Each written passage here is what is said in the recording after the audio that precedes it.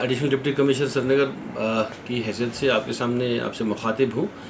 ہمارے deputy commissioner صاحب ان کی ہدایت پر آج جو ہے ہمارے جو سب ڈویژنل مجسٹریٹس ہیں ایسٹ ویسٹ اینڈ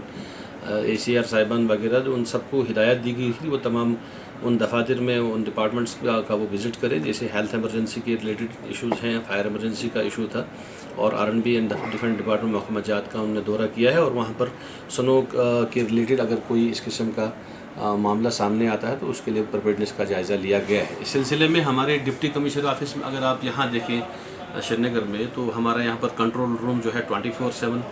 جو ہے وہ کام کر رہا ہے, جس میں SMC جو ہے پرومیننٹ ڈپارٹمنٹ, اس کے ساتھ ساتھ میکینیکل ڈپارٹمنٹ وہاں پر R&B ہے, KPDCL,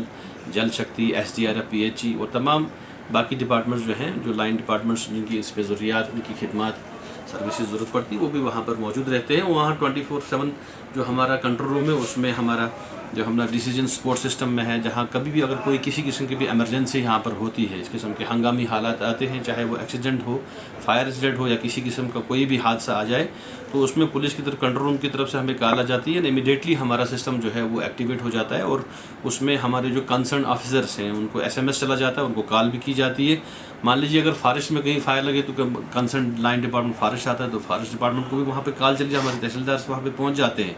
اس کے ساتھ ساتھ ہمارا جو ہے وہ IDR Indian disaster resource network system پہ بھی ہمارے جو ہیں وہ کافی سارے ڈپارٹمنٹ ان ہنڈریڈس میں جو ہے وہ مشینری اکوپمنٹ جو ہے وہ اس پہ آن لائن پورٹل پہ موجود ہے, with location, with incharge officers وہاں پہ ہوں گے, جو ان کا بھی نمبر اس میں ڈسپلے ہوتا ہے. مان لیجیے اس میں بوٹس ہو, سنو کٹرس ہو, JCB ہو, سنو ٹرکر, وہ تمام ریڈی موڈ میں رہتے ہیں. جب بھی کوئی اس قسم کی کال جاتی ہے, ریئل ٹائم بیسس پر ہمارے لوگ وہاں اسپاٹ کو وزٹ کر کے اس کو جو ہے وہاں پہ ریزالو کر لیتے ہیں. ریسنٹلی بھی جہاں جہاں کوئی اس قسم کی دقت آئی ہے